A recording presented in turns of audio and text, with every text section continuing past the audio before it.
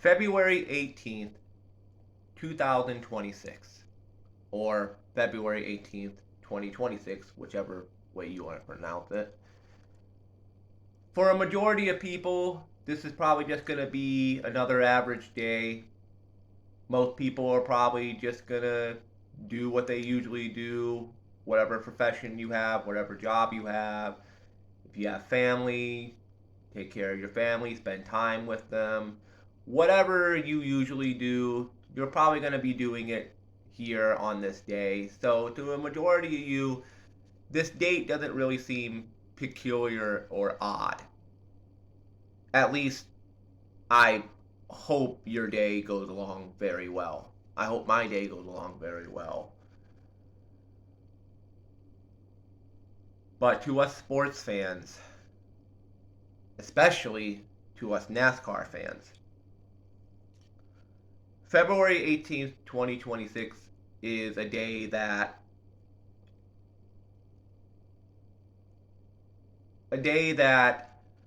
we don't like to go back and dwell upon. It's a day that we don't really like to talk about, to be honest with you, because really nothing positive comes out of this day. And for the longest time, I've avoided talking about this subject in a full-length video here on my channel. I mentioned it in the past. I will probably reference it in the future every now and again, but I've never actually sat down in all my time here on YouTube, counting this channel and the other channels that I've had in the past. I've never sat down to do a full-length video talking about this particular topic. I've talked about NASCAR. I've ran a NASCAR league before. I've been involved with NASCAR for a majority of my life. But this was one thing that I steered away from ever really talking about in full length on my channel, on any of my channels, because it's not something that I really look back at fondly. It's not something that has a lot of positive. I mean, there's a little bit of positivity to what happened this day, and I'm talking about what came after this day, the effect that it had on the sport, the effect that it had on racing in general. But this is not a day that I really like to go back and look upon. To be honest with you, every year this day comes by, it's always on the back of my mind. I don't like thinking about it, but it's always on the back of my mind whenever this day comes around. And it just so happens that this year is the 25th anniversary. 25 years. 25 years ago, on February 18th, 2001, the world, NASCAR, stock car racing, automobile racing, racing in general, fans, loved ones, friends, teammates, drivers, NASCAR personnel, NASCAR staff, CEO, a wife, and a son, all unfortunately lost someone very precious to them. 25 years ago today, to quote Mike Helton, we lost Dale Earnhardt.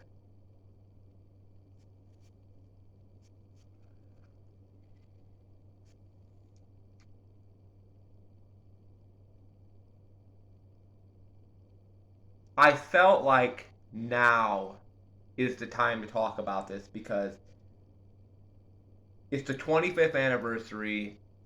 This is going to be heavily on my mind tomorrow.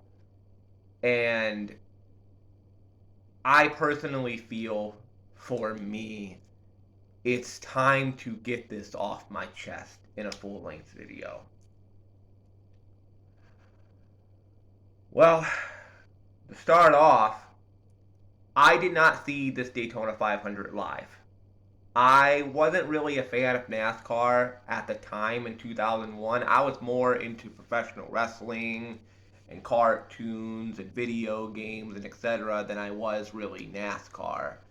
I was more into baseball, to be honest with you, than NASCAR, and I wasn't even really watching baseball all that much. So that should tell you how little I was really into NASCAR at that time. I had seen the races every now and again.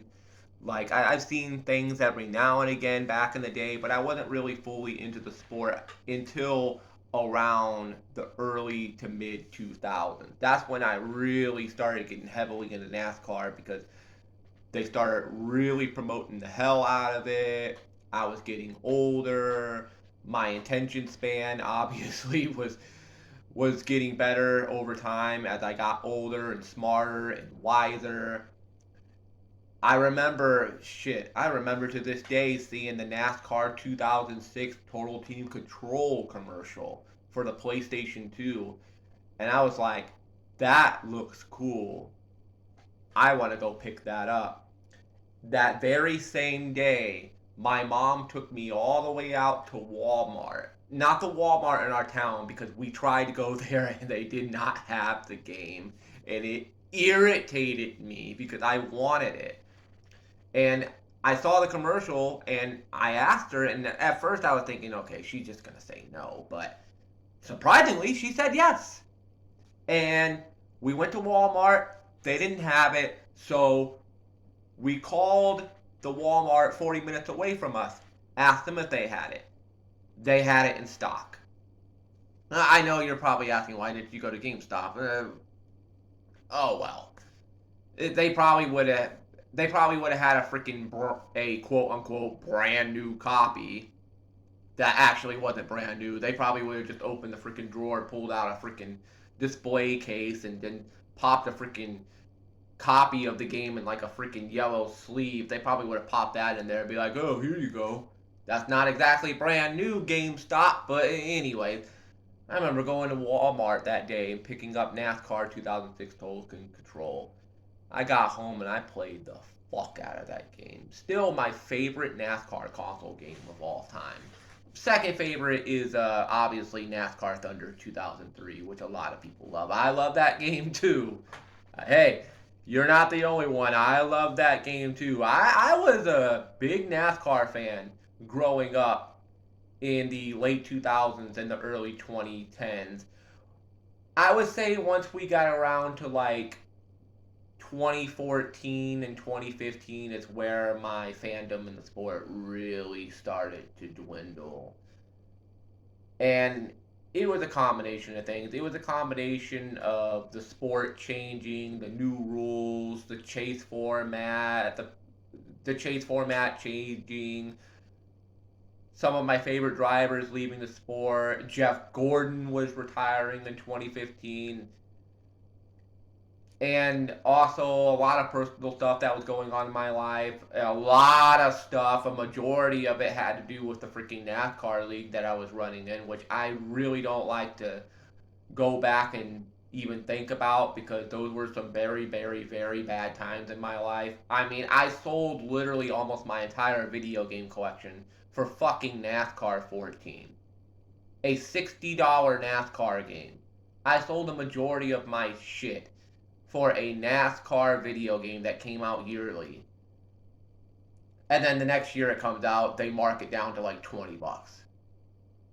Gee, thanks a lot. Thanks for making me just blow $60 of my money on one game just for you to come out with the next one and it's 20 bucks.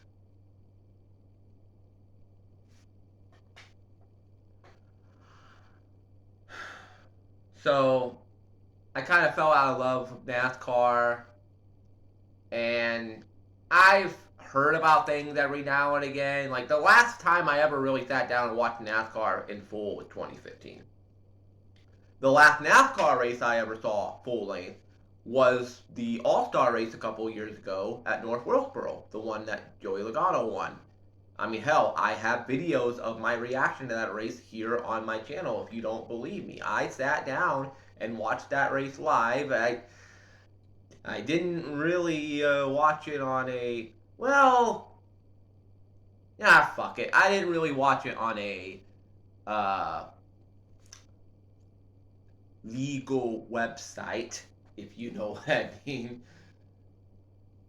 I wasn't gonna. I'm sorry. I'm not gonna pay for that shit. Why pay for something that I'm not really that much into anymore?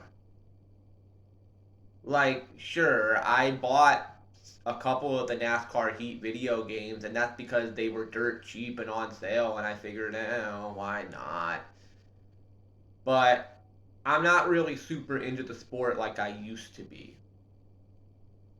So that's kind of, I mean, I did bring up in my Life is Strange video recently that Tyler Reddick won the Daytona 500, and I mean, good for him. I don't really know who he is, but hey, I mean, congratulations, I guess. I didn't see the end, but I saw it pop up on my Twitter feed, and I'm like, oh, okay. Well, congratulations, I guess. I'm sorry if that pisses you off that I don't know who he is, but I'm just being honest. I don't know who the fuck he is because I just don't really follow the sport. And just like I wasn't really following the sport in 2001, so I did not see the 2001 Daytona 500 live when it happened. As a matter of fact, for the past 25 years, I've never actually watched a race start to finish. I've obviously seen the highlights. I've seen the big one. I've seen the funny moment midway through the race with Kurt Busch getting flipped off by Dale Earnhardt Sr. I have seen that. And of course, I've seen the final 10 laps of the race. And of course, the infamous final lap. I've never been able to sit down and watch the race start to finish because it's like a bad. What's the word for it? I don't have a script for this, by the way. I don't have anything written down. I'm just saying what comes to my head here. Bad vibes. That's the best way I could put it. It's just bad vibes. Like, you know what you're going, you know what's about to happen. You know what you're fixing to see. So why really waste your time watching the full length of the race when you know the outcome of the race at the end, especially when the outcome isn't really that good? Well, this past weekend, I decided to do something that I've never done in my life. I sat down and watched in full length with commercials and all on YouTube for free a VHS ripped copy with commercials of the entire 2001 Daytona 500, start to finish, from the pre-race show to the post-race show. Took me about a good 6 hours of my day to watch. But I sat down, I watched it, and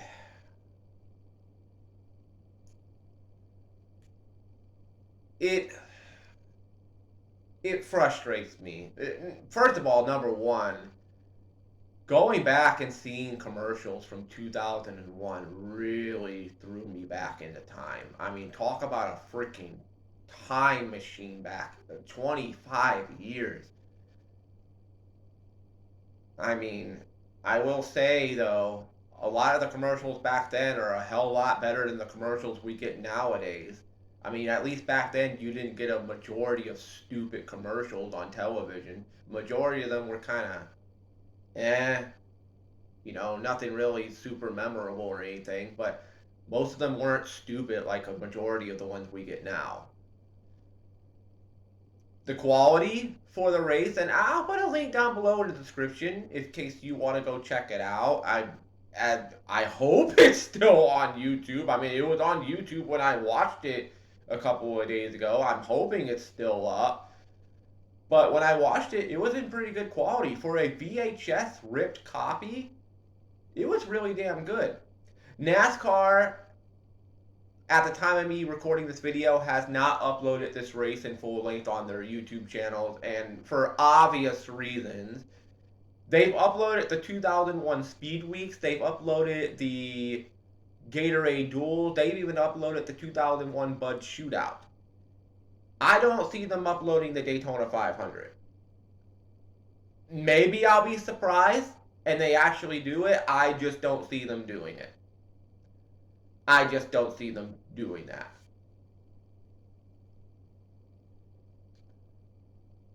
And also going back to something I mentioned earlier about, what's the point of watching a full-length race from the past when you already know the outcome? Well, in a way, I still mean what I said there. I mean, it's still fun to go back and watch old NASCAR races. It's just it wasn't fun going back and watching this because you know the outcome. Everyone knows the outcome of what happened on that final lap.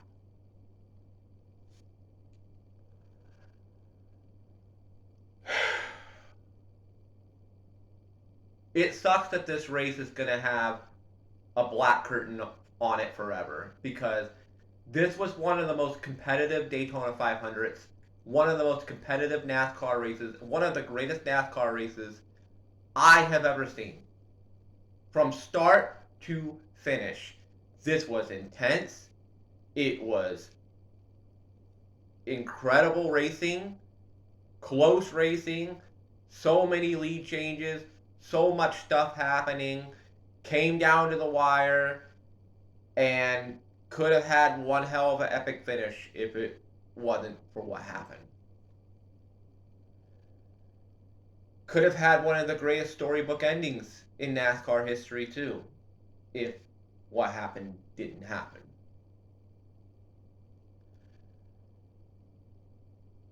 It saddened me that this race, like I said, it's going to have a black curtain over it because it was that damn good. People only remember this race, obviously, for what happened on the final lap and the big one involving Tony Stewart. But the race itself was so damn good. Is it the greatest NASCAR race I've ever seen? No. Would I say it's the greatest NASCAR race of all time? No. Will I say that it's one of the most important NASCAR races ever? Obviously, yes, for unfortunate reasons. But it could have been one of the greatest NASCAR races of all time for great reasons if it wasn't for what happened. There was so much hype going into this race. It was the first NASCAR race ever on Fox. This was Fox's, I can't say coup de grace. This was Fox's introduction to the world of NASCAR. They just left CBS the prior year. NASCAR had a deal with CBS. It expired in 2000. They were going to move to Fox in 2001, and they've been with Fox ever since 2001. To this very day, they're still on Fox. I mean, hell, the Daytona 500 recently, this year's Daytona 500 was on Fox. It's been on Fox since 2001. This was the very first NASCAR race on Fox. So there's already a lot of hype, a lot of build-up going into it. Many people are speculating. There were many people, many people speculating that Dale Earnhardt Sr. was going to be a serious contender for the Winston Cup title that year. He had finished second in the point standings in 2000. He could have won the 2000 championship if it wasn't for a bad string of races that he had near the end of the year. He had that legendary finish in the Winston 500 at Talladega where he came from 16th all the way to first in 4 laps. So it was looking like 2001 was going to be his year. A majority of people were projecting him to be a serious contender, if not win the Winston Cup title that year and break Richard Petty's championship record. This was Jeff Gordon, my favorite NASCAR driver of all time. This was Jeff Gordon's very first NASCAR race, official NASCAR race, in the DuPont Flames car. We've all grew up, well, us old school NASCAR fans, way, way, way back in the day. I didn't really grow up with it. I mean, I went back and watched it, of course, and I did get to see him race the rainbow car a few times in my life. He had moved away from the Rainbow Warrior paint scheme, one of the most iconic paint schemes in NASCAR history, to move into the 24 DuPont Flames car. As a matter of fact, I have a freaking diecast of that car, and I'll show some pictures of it now. I have a freaking diecast of the car. It's one of the last things that my father ever bought me before he passed away. He bought me a full size. I'm not talking like a little. I got a few little Jeff Gordon cars, but he bought me a full size Jeff Gordon. Like, well, not like the actual freaking car. Like, I don't have the car sitting outside in the freaking parking lot, but like one of those really big like die-cast cars. The type of cars that you would buy from the store and you would make yourself. Well, I just happen to have one of those because my father bought it for me, and I still have it to this very day. It's a little beat up, but it's one of my most prized possessions because it's one of the last things my father ever got me before he passed away. And it's my favorite NASCAR driver of all time, Jeff Gordon. This was his very first official points race in the DuPont Flames car, which is his second most famous paint scheme behind the Rainbow Warrior. Bobby Labonte was the defending champion. There were new drivers coming in. Kurt Busch was making his first Daytona 500 start. It's crazy to think that Kurt Busch, in 3 years' time, would become a Cup Series champion in 2004. In 2001, he was just known as that guy from the Truck Series and the Busch Series that he's a good driver, he's talented, but he probably won't be a serious contender in the future. He probably won't be anywhere near, championship level, let alone win a championship. Well, lo and behold, 3 years later, he ended up doing that. Hell, the very next year in 2002, he had one of the greatest feuds in NASCAR history with Jimmy Spencer. I mean, this was Kurt Busch's very first Daytona 500. Kurt Busch recently retired just a couple of years ago. That's how far back we're going. Kyle Busch was still, I think Kyle Busch was just starting out in the Truck Series and the freaking Busch Series when the 2001 Daytona 500 started. That's how far back we're going, folks. Think about this.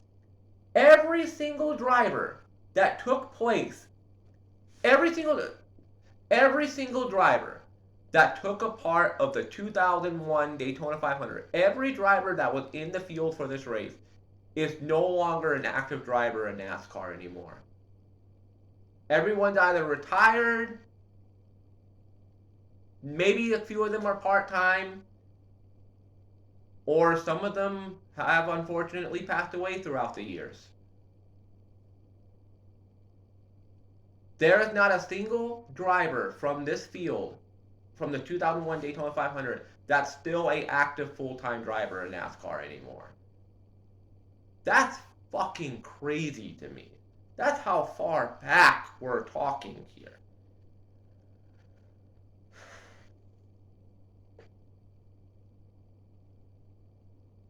This race was phenomenal. It was great. It was epic. It came down to the wire. It could have had an extremely epic finish.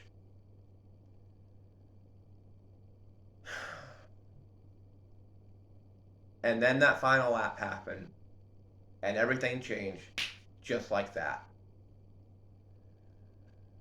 In the blink of an eye, the sport, fans, loved ones, friends, teammates, drivers, the sport of automobile racing, a wife, a son, lost someone very special to them, just like that. In the blink of an eye, just like that. Gone.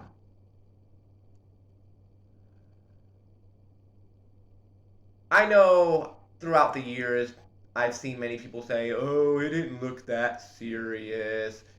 Dale had worse crashes than that before. I mean, he had the 96 Talladega race. He's had way more serious crashes. He had a crash at Pocono where he rolled over and climbed out of the car, and I think he had like a broken arm or something. Okay, look, I understand what you're trying to say.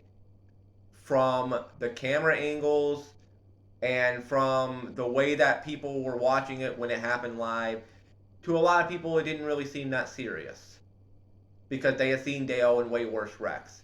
I've obviously gone back and seen those wrecks that people are talking about, and they were very frightening wrecks.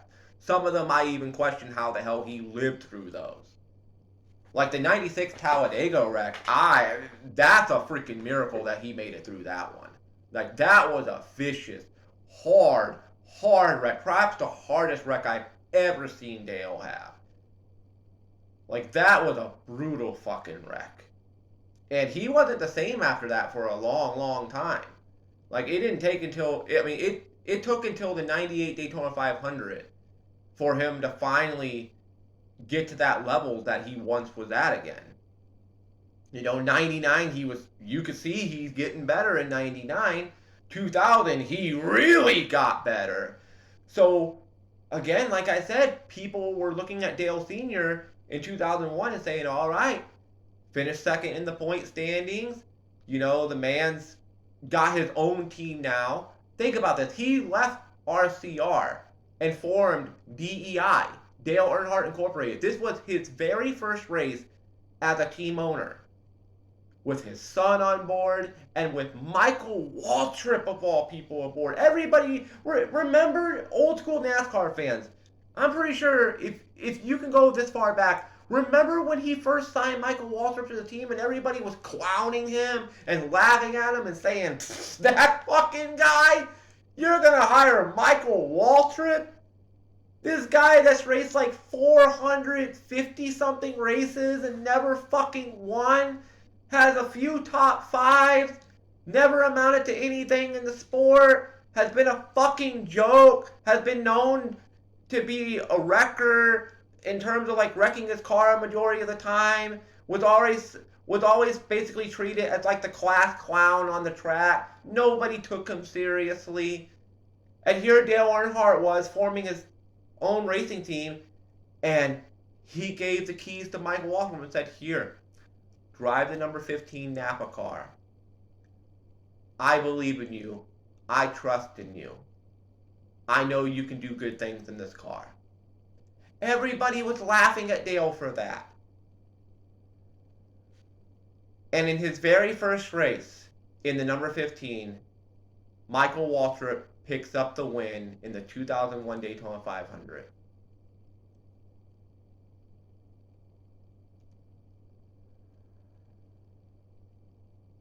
I get that people, going back to what I was saying, I get why people say it didn't look that serious of a crash. But when I saw that in-car dash cam footage and I saw the angle that Dale hit, you just had a feeling. You just had a feeling that something was wrong, especially when Dale's car came to a stop. And Ken Schrader, I'll never forget this. Ken Schrader gets out of his car, and he's talked about this in so many documentaries and stuff.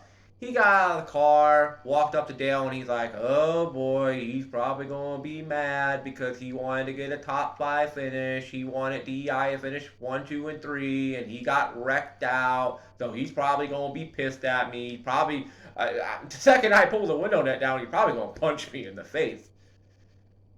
He walked up to the car and pulls the window net down, and to this day, he still has not described what he exactly saw in the car, but all you can see is him just motion over to, the rescue crews like, hey, get over here now.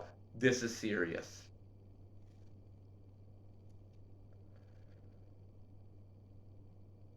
To this day, like I said, he's never talked about what he saw in the car, but if I had to just assume things, when he pulled the window net down, he probably saw Dale slumped over, broken neck and all, with just blood all over. Because I unfortunately, I unfortunately have had the misfortune of running into the autopsy pictures of Dale Earnhardt Sr.'s car. I've never seen the autopsy pictures of his body. Thank God. But I have seen the autopsy pictures of the car. And it's the actual car. I had to make sure that, it wasn't a prank or anything. It was the real car. Nothing but blood. Blood, blood, blood, blood, blood, blood, blood, just blood all over the interior of the car, on the freaking windshield, the driver's seat was just covered in blood, the floorboards covered in blood, the pedals covered in blood, steering wheel is just coated in blood. I mean, there was just so much blood all around. Of course, the infamous picture of the seatbelt that snapped in half, the infamous seatbelt that wasn't in proper condition before the race even started. And unfortunately, when Dale hit the wall, he hit it with such force that the seatbelt snapped. Dale wasn't wearing the Hans device, which even if he was wearing a Hans device, he probably would have still got a concussion at the very least. I mean, the wreck was so violent of a hit.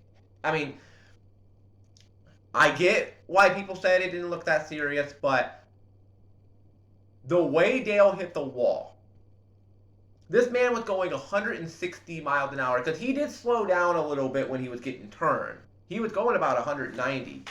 He got slowed down a little bit when he was turning, but he hit the wall head on at 160 miles an hour, 160 plus miles an hour. Folks, that was nothing but concrete at that time. There were no safety barriers. There were no safety precautions on the wall at that time. That was nothing but cold, hard concrete.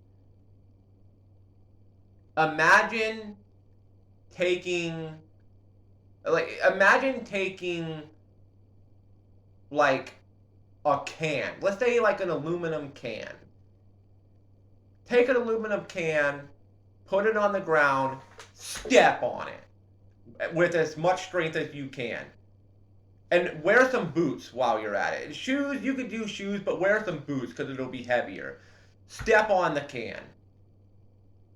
That's basically the equivalent of what happened. It was basically the equivalent of that. Like, the impact, the PSIs on the force of the impact were so severe that it killed Dale Earnhardt instantly, just like that. Instant death. They said when the paramedics got to the car to get him out, he was already gone at that point. He was already dead.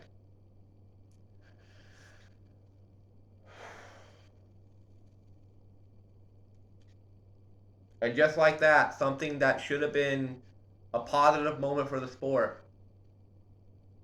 Michael Waltrip winning his first race in 400 plus starts. Dale Earnhardt Jr. finishing second. Dale Sr. possibly finishing third. And even though he got wrecked out, you're expecting him to just, get out of the crash and be okay. Obviously pissed off, but okay. And in one fell swoop, everything changed. Just like that.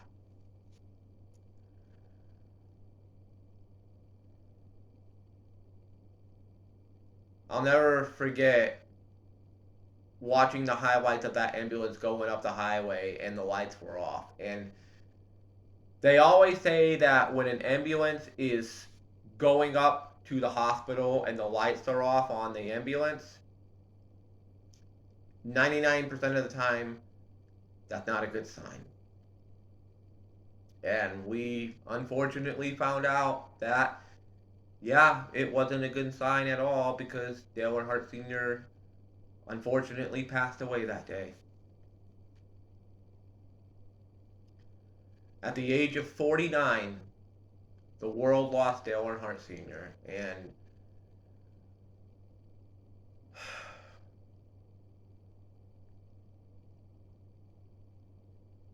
To this day, I don't think the sport's ever really fully recovered from it. There's been so many renovations in safety, from safety barriers to rescue crews being a lot quicker, a lot more responsive, way faster, to way more safety features on the car, way more fire extinguishers on the car. They have a fire extinguisher literally in the freaking gas tank now, or near the gas tank, that will set off if the car gets too hot. And they even have one in the engine. They had one before, but it's way more stricter now. Obviously, the safety, like I said, the safety of the cars has improved. I don't like Brian France at all. I think Brian France is a fucking moron. One of the dumbest CEOs I've ever seen for a sport. But if I will give Brian France one thing,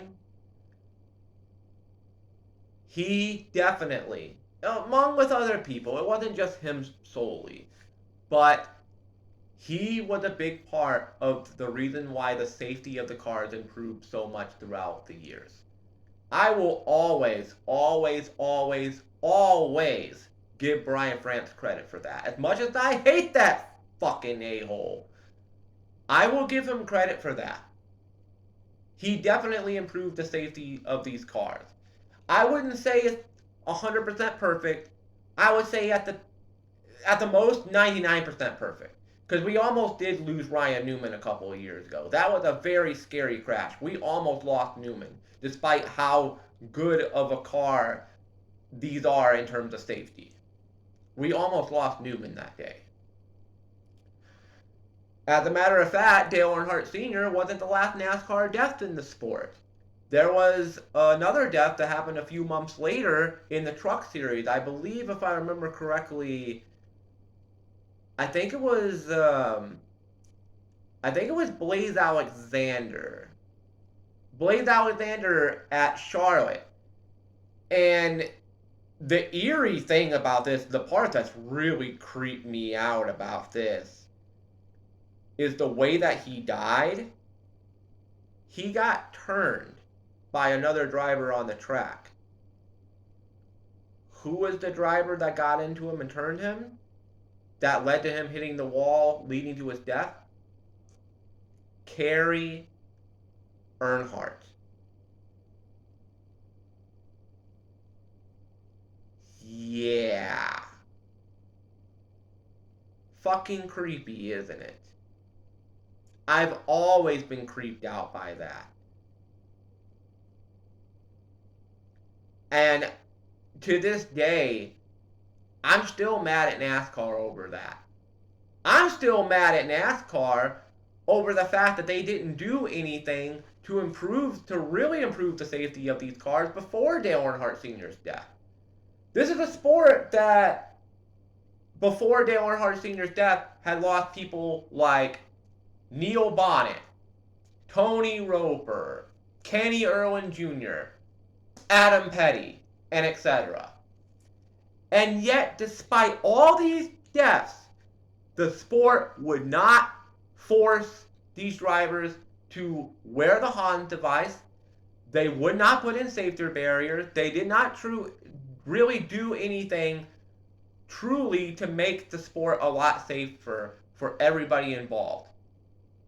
You would think, after losing Adam Petty, after losing the son of Kyle Petty, the grandson of Richard Petty, you would think the sport would finally wake up and say, we've had enough of this shit. We're losing too many people. We just lost the grandson of Richard Petty. We just lost the son of Kyle Petty. Kyle Petty just lost his son. We need to do something about these cars, whether the drivers like it or not. You're going to be forced to wear the HON device. We're putting in safety barriers. We're making the sport better.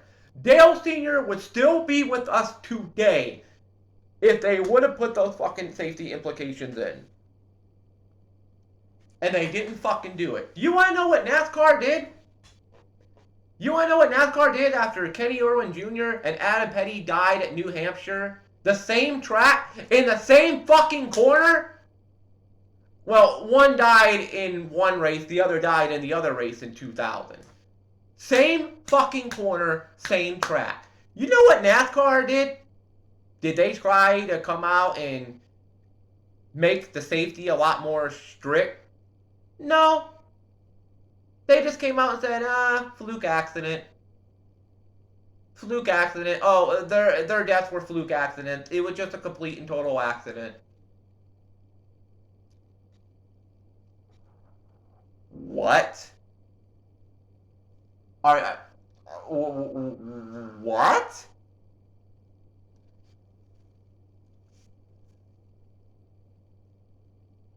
Fluke accidents. Okay. You know, I could understand like that one IndyCar death that happened at Pocono with that piece of debris hitting that guy. I can't remember his name off the top of my head. The piece of debris that flew off one of the cars and the guy was going by and it just so happened to coincidentally hit him in the freaking head and kill him. Now, I could understand something like that being a complete freak accident. This could have been prevented. This could have been prevented. And even after the events happened, you sat by and did nothing. Nothing. You sat by, washed your hands, and did nothing. Even after Dale Earnhardt Sr. died, you were a lot stricter with the safety, but Blaze Alexander did not need to die for the sport to really tone down on the safety. Or to really hammer in on the safety. Tone it down would mean that they would basically phase it out. What? Oh, God, I can't. I'm sorry. I don't have a script. I'm not really good at making these types of videos. What I meant is really hammer down on the safety of the cars. Blaze Alexander did not need to die for you to really hammer down the safety. Dale Earnhardt Sr. did not need to die for you to implement the safety precautions you have in the sport now. You should have started with Adam Petty. You should have started with Kenny Irwin Jr. You didn't fucking do it. And look what happened. I still resent NASCAR to this very day to that. I still get pissed off when I think about it. Just talking about it pisses me the fuck off.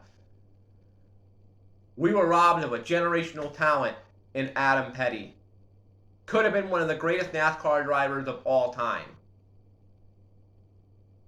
Davey Allison, Alan Kawicki, those were tragic deaths. They died in helicopter crashes. They could have been the greatest NASCAR drivers ever. Davey Allison would have been one of the most dominant drivers in the history of NASCAR had he not have died. Adam Petty's death, their deaths could not be prevented. Adam Petty's death could have been prevented. And even after his death, nothing fucking changed. Nothing changed. It took you losing your biggest star in the history of your sport. And I know people are going to say Richard Petty. Yes, Richard Petty has the most wins in NASCAR history. Richard Petty has 7 championships, the most Daytona 500. He's one of the biggest names, blah, blah, blah, blah, blah. I get it. For a majority of people, Dale Earnhardt Sr. is the greatest NASCAR driver of all time. He was NASCAR. He was the living embodiment of NASCAR. And I, along with a lot of people, have said that when Dale died, a piece of NASCAR went with him. NASCAR has never fully recovered from that day. They've never gotten the popularity that they've had back then to this day. They've lost so many viewers. I mean, NASCAR used to be getting about 10 million viewers a week. These days, back in the day, they were getting an average of around 10 million viewers a week. A week for NASCAR racing. Nowadays, and I looked into this, they're barely averaging a 2. a two. You could say cable cutting, you could say cord cutting, you could say, oh, this and that. The biggest reason is that most people just left the sport because it just doesn't feel the same anymore. Too many rule changes, the freaking playoff format, the stage racing, all our favorite drivers leaving, new drivers coming in that can't fill their fucking shoes. I'm sorry, William Byron, and I don't mean this in any disrespect to William Byron, he ain't filling Jeff Gordon's shoes. I'm sorry, he's just not. Like, I like the guy, he's talented, he's a good kid, he's a great driver, but he's not filling Jeff Gordon's shoes. Chase Elliott's really good. He's not going to fill his father's shoes. Alex Bowman is not going to fill Jimmy Johnson's shoes. As a matter of fact, I've heard Jimmy Johnson came back to the sport recently. I think he's driving the 84 car, which is a reverse 48 of all things. A lot of the drivers that are in NASCAR nowadays are just not going to fill these legend shoes. You're never going to see another Jeff Gordon. You're never going to see another Dale Jr. You're never going to see another Tony Stewart. You're never going to see another Ricky Rudd. You're never going to see another Rusty Wallace. I mean, the only ones I could basically say that I would maybe put in that category that are still around, maybe Denny Hamlin and Kyle Busch. Maybe them, because they've been around for so freaking long in the sport. And Kyle Busch is the multiple Cup Series champion and won a shit ton of races. In all three series, he has the most wins in NASCAR history. In the Truck Series, Nationwide Series, and the Cup, he has the most wins combined of any driver in the history of the sport, even surpassing Richard Petty. He's going to go down as one of the greatest of all time to do it, and I'll give him credit for that. Denny Hamlin's going to go down as one of the greatest of all time to ever do it. But I look at majority of these people, like Tyler Reddick, I don't even know who the fuck that is. I'm sorry, I don't know who the fuck that is. Like, okay, he won the Daytona 500. He drives for Michael Jordan's racing team. Now, I did know that Michael Jordan had a racing team because it was a mainstream story when he first announced it. And hell, he was just in a lawsuit. Speaking of NASCAR, he was just in a lawsuit with NASCAR over the winter, which he ended up winning, by the way.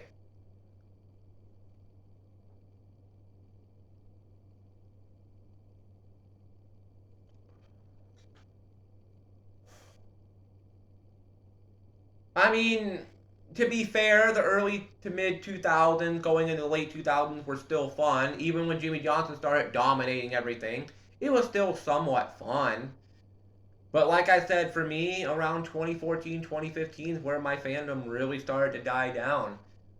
All the rule changes, the changes to the playoff format, Jeff Gordon retiring, all the personal stuff that was going on in my life, the freaking NASCAR league, just everything that was happening in my life at that time. It was too much for me, and I decided when Gordon left, I was going to leave too, and I stepped away from the sport. And outside of catching glimpses of it here and there, I just don't follow it religiously anymore. I'm more into the NFL than anything. I'm more into NFL, baseball, video games. Obviously, I'm really starting to get into a lot more anime. I've been watching anime with my friend Ria. You know, I just don't really have the time for NASCAR anymore. I did hear that they went back to the old chase format from the early to mid to from the mid 2000s. They did go back to the old chase format. Like they've got rid of the freaking Final Four racing. They still have the stupid fucking stage racing, which I hate.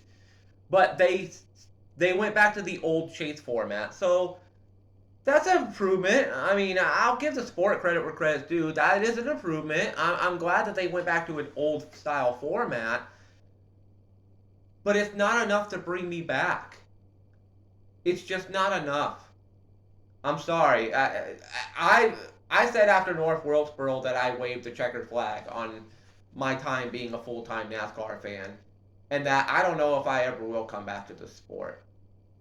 I'll catch glimpses of it here and there, But I just don't know if I'll ever come back to it full time ever again. Maybe it's a part of me growing up. I'm 31 years old now. Like, I'm getting old. I'm getting up there in age. I mean, I've been on this planet for quite some time, but I don't know how much more time I have left. And personally, I feel like I've seen the best NASCAR really has to offer. I mean, to be fair though, that I did see the Kansas photo finish a couple of years ago, the 1/1000th of a second finish. Craziest fucking finish I've ever seen in NASCAR history. I will give credit where credit's due for that. Like, I hear about things, and if it impresses me, obviously, like I said, I'll give credit where credit's due. It's just I don't follow the sport anymore. A lot of people left NASCAR throughout the years. I mean, to go from that many people watching to where you're barely averaging a two is just downright pathetic. And a big majority of it has to do with Dale Earnhardt Sr.'s death. A lot of old school NASCAR fans that I've talked to have said that when Dale died, the sport went with him. I wouldn't say the sport went with him because if it would have went with him, NASCAR would not be around anymore. But I would say a big part of what made NASCAR special went with him. Definitely.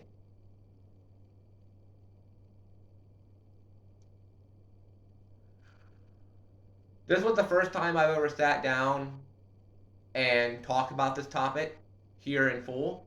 It's going to be the last time I ever talk about this topic in full length. I'm not going to be doing another discussion video talking about this particular topic ever again. I may reference it in the future every now and again, just, offhand or something out of the blue, but I'm never going to do a full length discussion video talking about it because there's really nothing positive that comes out of this other than the improvement of the safety of the cars and drivers throughout the 2 decades, the 2.5 decades. Even though it should have fucking started before Dale Sr. died. But no point arguing that now because you can't change the past. I'm not freaking Okabe from Steins Gate. I can't just whip out a phone and message and send a text message on it while a microwave's going and send a message to the past to change the past because that who knows what butterfly effect that's going to have on the future. Steins Gate reference, by the way, if you haven't seen that anime. Kind of a spoiler, sorry, but it's an amazing anime. Check it out. I just figured I'd get this out of the way because it's the 25th anniversary, and if I don't talk about it now, I probably never will. It may be 25 years from now for the 50th anniversary, but I figured I'd get it out of the way now. And by the way, the 2001 Daytona 500 will be the first and last time I ever watch it start to finish. I'm never going back and watching that race start to finish ever again. It's just too much bad vibes. Like, the race is great. If you want to say the race is one of the greatest NASCAR races ever, okay. If you want to say it was epic, okay. If you want to say that the racing was amazing, that the spectacle was amazing, okay. But we don't think about that anymore when it comes to that race. Nobody talks about how great the race is. We talk about what happened in the final corner on the final lap. And it's a damn shame. It's a damn shame that a son lost his father due to the negligence of NASCAR not doing anything to prevent something like that from happening.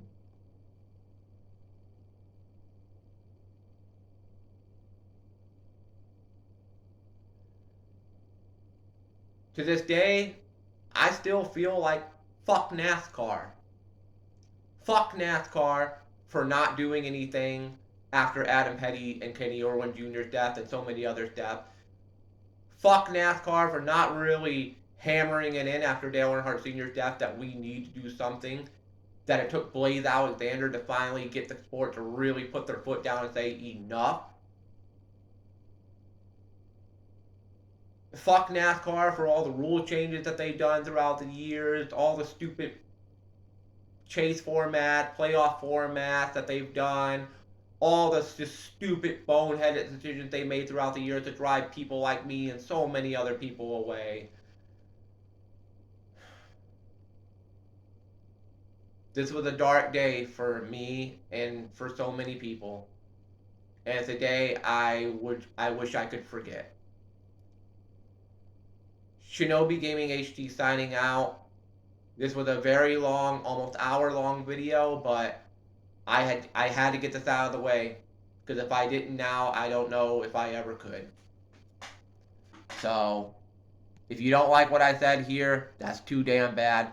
It's my opinion and my opinion alone. Well, probably along with a whole bunch of other people's as well. They probably feel the same way that I do. Rest in peace, Dale. You should still be with us, buddy, but unfortunately, that's just not to be.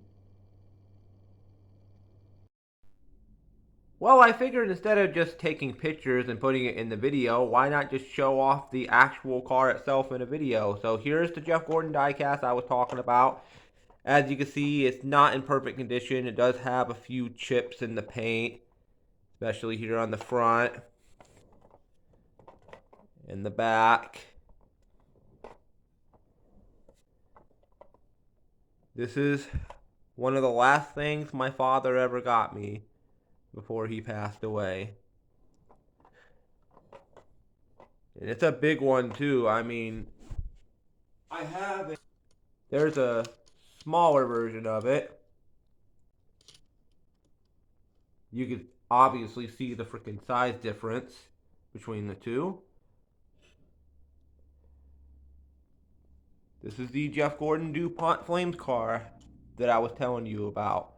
This is not a 2001 DuPont Flames model, though. This is a, should have the 2005.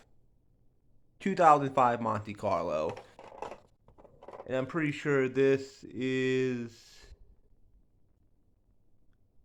Oh, this one doesn't have a date on it. I'm assuming the same year, 2005.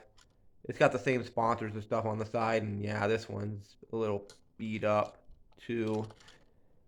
But I'm happy to have these in my possession. Alright, it ain't much, but here's my Dale Earnhardt diecast collection, along with a card that I have of Dale Earnhardt. This is a 1998 Daytona 500 winning diecast Dale Earnhardt car. This is the car that Dale Earnhardt was in when he won the Daytona 500 right here. 50th anniversary NASCAR. I picked this up at a yard sale a couple of years ago. This is, well, you can see the Sonic sponsor there on the side. Yes, this is the 2001 Daytona 500 Dale Earnhardt Sr. car. The car that he died in. This is the diecast of it right here. This, I'm not exactly sure what year this is. I think it's 94. I think it might be 1994, which would happen to be his last Winston Cup championship. I think this is from 1994. I picked this up for about 10 bucks at a yard sale as well. And as a matter of fact, it happened to be the same yard sale where I got this. And, oh, I guess I got this in, yeah, the side of the box. I haven't opened this. It's how it came when I bought it. 1995. So, that's gotta be somewhere in the early 90s. It's gotta be like 93, 94-ish, because they went to the, yeah, this is the Chevy Lumina right there. Chevy Lumina. And this is the Monte Carlo. So this had to be about 93, 94-ish. But anyways, got this card here, lap leader Dale Earnhardt.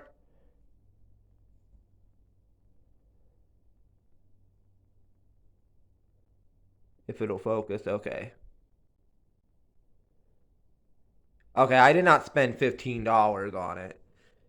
It came with something very special that I'm going to show off here in a little bit. Now, this this one's pretty special. I have here, let me get this out of the way, a newspaper article of Dale Earnhardt Sr.'s death. The Jackson Star, if it'll freaking focus. Focus. Okay. There it is, the Jackson's son, excuse me. This newspaper is going to be turning 25 years old tomorrow. Tomorrow, this newspaper right here is going to be turning 25 years old. Crazy that I have this in my possession. I got this at a yard sale. Not the one where I got the die cast. I got it at a different yard sale. But I saw this and I decided to pick it up. But the most prized Dale Earnhardt Sr. possession I have, and this is something that goes for quite a bit of money. What I have here in my hands before I show it off is something that goes for upwards of up to over $100. I've seen copies of this go for like $200 on eBay. In my possession, it's extremely hard to find. Special commemorative issue, Sports Illustrated, Dale Earnhardt book. This book right here is worth a lot of freaking money, and it's brand new. Never, well, it's got the sleeve here at the top, but I've never opened it. I've never looked in it. I've never looked at any of the pictures or anything in here because I want to keep this in as good of condition as possible. And here's the back here. I'm sorry if you hear background noise. There's nothing I can do about that. But this is my most prized Dale Earnhardt Sr. possession that I have because this is worth a lot of money. And yeah, that's not a whole lot of Dale Earnhardt Sr. stuff, but that's my Dale Earnhardt Sr. collection for everybody.